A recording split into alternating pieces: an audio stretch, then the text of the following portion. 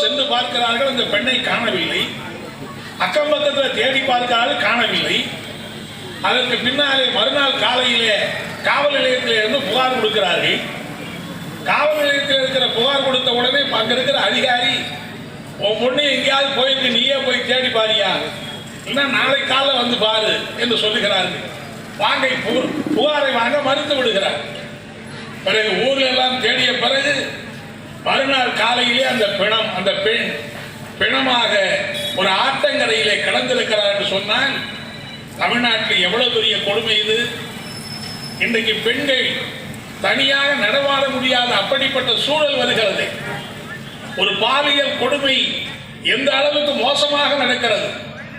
ஒரு பெண்ணை பாலியல் வன்முறை செய்வது மட்டுமல்லாமல் வாழ வேண்டிய அந்த பெண்ணை கொலை செய்திருக்கிற கொடூரர்கள் இன்றைக்கு நடமாடுகிற நிலைமையால் இன்றைக்கு இருந்து கொண்டிருக்கிறது. அந்த பெற்றோருடைய கதி என்ன?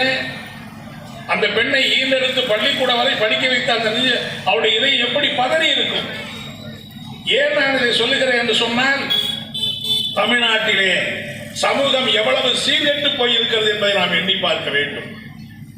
இன்னும் கூட சொல்ல விரும்புகிறேன், ஒருவேளை அன்றைக்கு அந்த காவல்துறை அதிகாரி அந்த புகாரை வாங்கி எங்கே நடந்தது என்று உடனடியாக விசாரித்திருப்பார் என்று சொன்னால் அந்த பெண்ணை, அந்த மகளை உயிரோடு பாதுகாத்திருக்க முடியும்.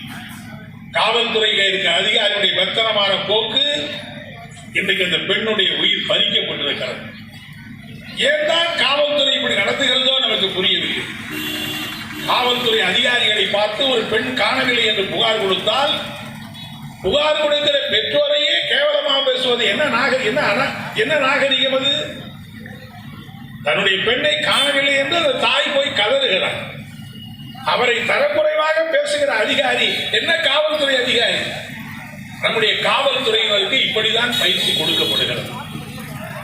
காவல்துறையில் இருக்கிறவர்கள் இப்படிதான் பழக்கப்படுத்தப்படுகிறார்கள். கொஞ்சமாவது மனிதாபிமானம் இருக்க வேண்டாமா? கொஞ்சமாவது கடமை உணர்வு இருக்க வேண்டாமா? இன்றைக்கு அந்த பெண்ணுடைய உயிர் பறிபோய் இருக்கிறது யார் காரணம்?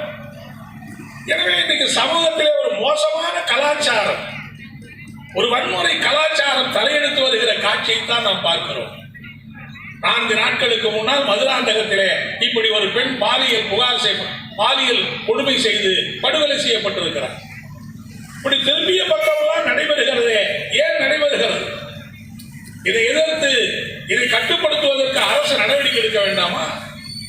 காவல்துறை நடவடிக்கை எடுக்க வேண்டாமா? இதெல்லாம் யார் பாதுகாப்பது? நம்மள நாமளே பாதுகாத்துக்கிற நிலைமை வந்து